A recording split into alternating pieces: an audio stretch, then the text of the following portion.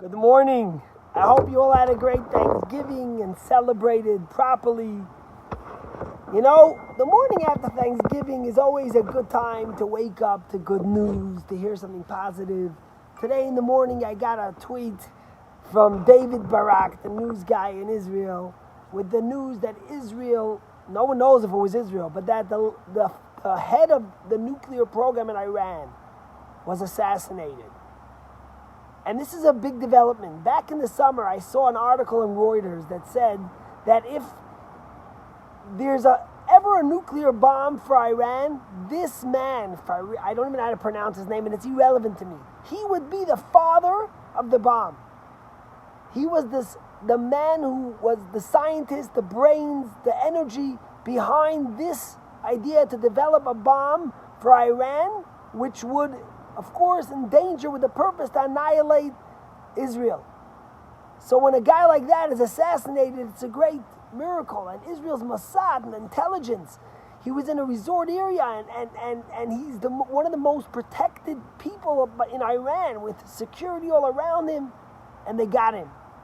It's a great development, and especially as we go into transition in America from one administration to the other, and people in Iran might think that now, heaven forbid, will allow them to have developed their nuclear weapons. They have to know that Israel will not stop at anything to protect its citizens, to protect the people of Israel, to make sure that Iran never has a nuclear weapon, and Israel can't rely on America or anyone else. It has to stand up for itself.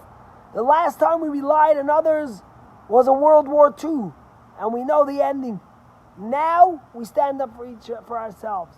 And to have Israel do such a remarkable thing, it just shows you the far reach of Israel, their intelligence, and also it shows you the guidance of Hashem. I saw a tweet from one of the head people in Iran saying that the government has to be fired, because if their intelligence could be so lax and they could not know that something like this was happening, they should be fired. It just shows you the power of Israel. In any case, something to start the day with, something to tell you about that I think you would appreciate. But now on to Dvar Torah.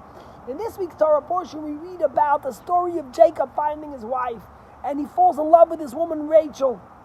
But then what happens is that his uncle Lavan, who's a very tricky, conniving man, the night of the chuppah comes, the night of the wedding comes, it's dark at night, and instead he gives him Leah, the older sister.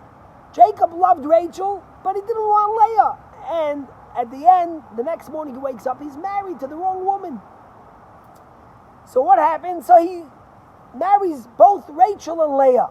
But the rabbis the Torah tells us that God saw that Leah was hated, and therefore God made her immediately be blessed with children, so her husband should love her. The question is, how could Jacob, the choicest of the patriarchs, how could he hate his wife? How could he hate, period? And in general, the Torah forbids us from being married to a spouse that you hate. So how could he have stayed married to a woman that he hated?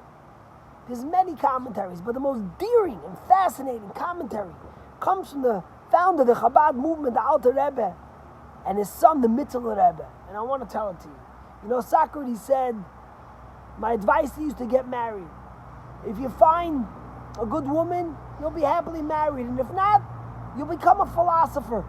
You look around the world, half of married people get divorced. In the last 20 years, the divorce rate has doubled. And since Corona, I just spoke to a lawyer in our community, and he was telling me in devastation that the busiest thing he's been busy with is divorce. Since people have been locked up for 8-9 months together, the divorce rate is spiking even more. Only 1 in 2 children is going to be born with a father and a mother in the house and grow up till they're an adult with a father and a mother in the house. And I'm not going to go into the blame situation. Who's to blame? How can it be that we're lacking the basic idea of marriage, of a stable home for our children? I don't want to go into that. But I want to tell you a daring commentary on Rachel and Leah that is fascinating and will help us understand our relationships better. The Alter Rebbe says that Leah and Rachel is a metaphor too. It's in real life, but it's a metaphor too. We all have the Rachel with our spouse, with our children, even with our parents, and we have the Leah. The Rachel is the woman we want to marry, the woman we see. It's the conscious. It's the beautiful woman we see. She's pretty. She's funny. It's all the things we like about someone. It's the conscious part of a person that we see. If it's her sense of humor, if it's her cooking, if it's his intelligence, if it's his organization skills. It's the woman or the husband we marry that we love, that we could see. You know why? Because we love things that we can understand, that we get, that speak to us, that connect to us. Leah is the subconscious. It's the things that we don't understand about our spouse. It's the things that perplex us and make us crazy about why does our spouse have to do this, and why do they like this, and why don't they this? It's the things about our children that we don't like, that we don't understand. And because we don't understand it, it's the subconscious, we don't like it. Tells us, the Torah, that every person thinks they're marrying a Rachel.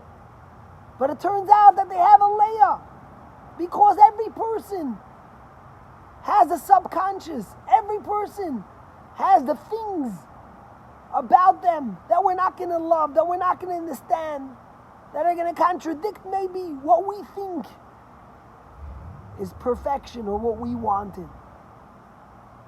How many of you got married 20, 30 years ago and you thought about your spouse as this handsome guy, young, sharp-looking, organized, funny, loving, or you thought about your woman, your wife, she's gorgeous, she's tall, she's funny, her eyes, her hair, and then you're married and a couple of years come by, or 10 years or 15 years, and you're frustrated.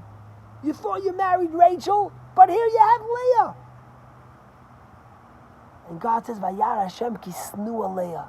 God sees that Leah is hated. But He wants to give us, so He gives us children through Leah. He lets us see what Leah creates, what Leah accomplishes. That Rachel is only something that we could imagine, but it's all of us end up with a Rachel's only something we can imagine, but all of us end up with a Leah. And the real joy to happiness to our marriage is to understand that there is no such a thing as a Rachel. There is no such a perfect woman that we're going to know everything about and we're going to understand everything about and we're going to agree with everything. There is no such a man that you're going to marry like that. We all think we're marrying Rachel when we marry Leah. And when you know that, when you recognize that, and that's why by a wedding we veil the woman. Why do we veil the kala? Because we want us to understand it's not about what you see, the conscious, it's the subconscious that you're going to love. It's the unconditional love of the things that you don't understand about your spouse. That's what you need to appreciate. So on this weekend, as we give thanksgiving to Hashem for all the blessings in our life, and the greatest blessings we have are our partners in our life. What does the Torah say? Therefore a man shall leave his mother and cleave to his wife. We become one. The rabbis tell us, Ezer Kenegdo, if we merit, our spouse becomes our greatest partner. If not, they become opposite us. They become our greatest adversary. But we have to remember that opposites attract and complement each other. We don't want someone who's going to be just like us. We want someone who's going to complement our weaknesses. And yes, we might have thought we were marrying Rachel, but we should know we have a Leah. And Leah's beautiful. And Leah is the one that gives us children. And Leah is the one that helps our life grow and helps us. You see, what's the greatest blessing of a marriage?